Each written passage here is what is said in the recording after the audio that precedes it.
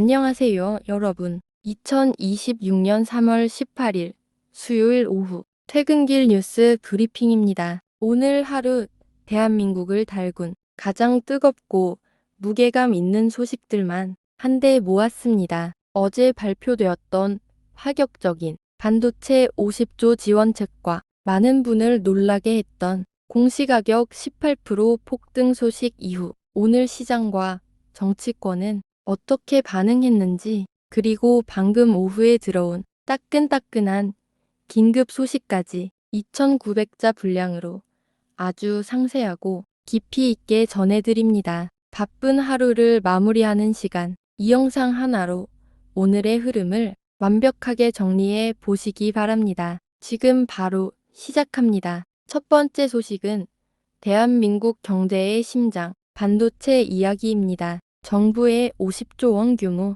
인공지능 AI 반도체 육성책 발표 이후 오늘 국내 증시는 그야말로 뜨겁게 달아올랐습니다. 특히 정부가 낙점한 차세대 유니콘 후보 기업들의 외국인과 기관의 강력한 매수세가 쏠리며 일부 종목은 장중 상한가를 기록하는 등 엄청난 폭발력을 보여주었는데요. 전문가들은 이번 대책이 단순한 자금 지원을 넘어 설계부터 생산까지 이어지는 생태계 전체를 뒤바꿀 수 있는 변곡점이 될 것으로 내다보고 있습니다. 특히 삼성전자와 SK하이닉스가 주도하는 메모리 반도체 중심에서 벗어나 이제는 시스템 반도체와 AI 가속기 시장에서도 대한민국이 독자적인 노선을 걷기 시작했다는 평가가 지배적입니다. 하지만 엔비디아의 차세대 칩 발표를 앞둔 글로벌 시장의 눈치 보기도 만만치 않은 상황이라 향후 며칠간은 변동성이 매우 클 것으로 예상됩니다. 투자자분들은 이 흐름을 예의주시하셔야겠습니다. 두 번째는 대한민국 가계 경제의 가장 민감한 부분인 부동산 소식입니다. 어제 서울 지역 공시가격이 평균 18%나 급등했다는 소식이 전해진 이후 오늘 하루 종일 부동산 시장은 비명에 가까운 반응을 보였습니다. 특히 강남과 마포, 성동구 등 주요 인기 단지들의 온라인 커뮤니티에서는 은퇴한 고령층 주택 소유자들을 중심으로 세금 폭탄에 대한 강력한 성토와 우려가 쏟아졌는데요. 보유세가 전년 대비 50% 이상 오를 수 있다는 시뮬레이션 결과가 나오면서 민심은 걷잡을 수 없이 술렁이고 있습니다. 이에 대해 오늘 오후 국토교통부는 긴급 브리핑을 열고 1주택 실거주자에 한해 재산세 감면 혜택을 추가로 확대하는 방안을 검토하겠다고 밝혔습니다. 정부 입장에서도 공시가격 현실화와 민생 안정이라는 두 마리 토끼를 잡아야 하는 어려운 과제를 안게 된 셈입니다. 실제 감면 폭과 대상이 어떻게 결정될지가 이번 부동산 정책의 성패를 가를 핵심 열쇠가 될 것으로 보입니다. 다음은 긴박하게 돌아가는 국제 정세와 안보 소식입니다. 중동발 위기가 전 세계 에너지 시장과 안보를 위협하는 가운데 오늘 오후 우리 정부는 국가안전보장회의 NSC를 긴급 소집했습니다. 미국의 지속적인 동맹국 파병 압박에 대해 우리 정부의 고심이 깊어지고 있는 것인데요. 오늘 회의에서는 직접적인 전투병 파견보다는 기존 청해부대의 작전 범위를 확대하여 우리 상선의 안전을 확보하는 이른바 실용적 절충안이 심도 있게 논의된 것으로 알려졌습니다. 하지만 야당과 일부 시민단체에서는 전쟁의 불길에 휘말릴 수 있다며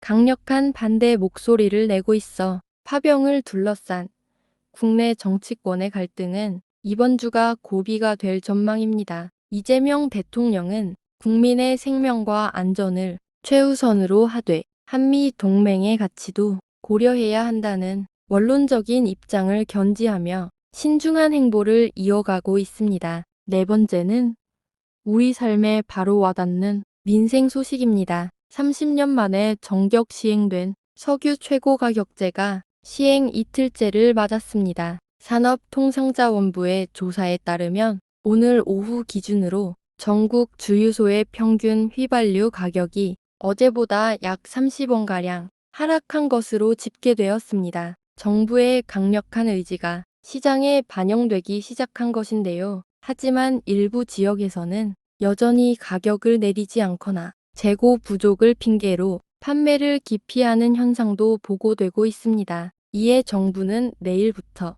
국세청과 경찰을 동원해 대대적인 현장 합동 점검을 실시하고 가격 담합이나 매점 매석 행위가 적발될 경우 법이 허용하는 최선의 처벌을 내리겠다고 경고했습니다. 유류비 부담이 큰 서민들에게 이번 정책이 실질적인 단비가 될 수 있을지 조금 더 지켜봐야겠습니다. 다섯 번째 소식은 대한민국의 위상 변화와 지방의 미래에 관한 이야기입니다. 스웨덴 연구소의 발표로 알려진 대한민국 민주주의 지수 22위 달성은 오늘 정치권에서 가장 뜨거운 화두였습니다. 이재명 대통령은 오늘 오후 참모들과의 회의에서 이번 결과가 우리 국민들의 높은 시민의식 덕분이라며 자부심을 가져도 좋다고 강조했습니다. 이와 동시에 전남과 광주의 통합을 위한 이른바 통합특별시 논의도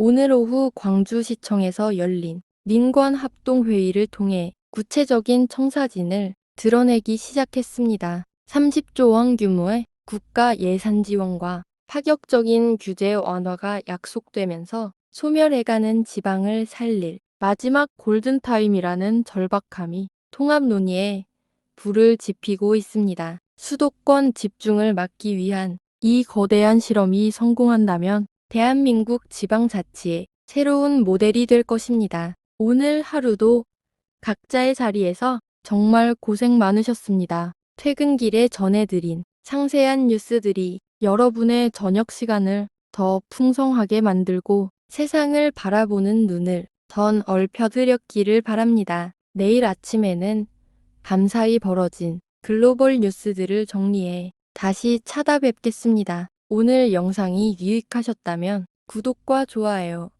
그리고 알림 설정까지 꼭 부탁드립니다. 여러분의 생각은 어떠신지 댓글로도 많은 의견 남겨주세요. 시청해주셔서 감사합니다. 편안한 저녁 되십시오.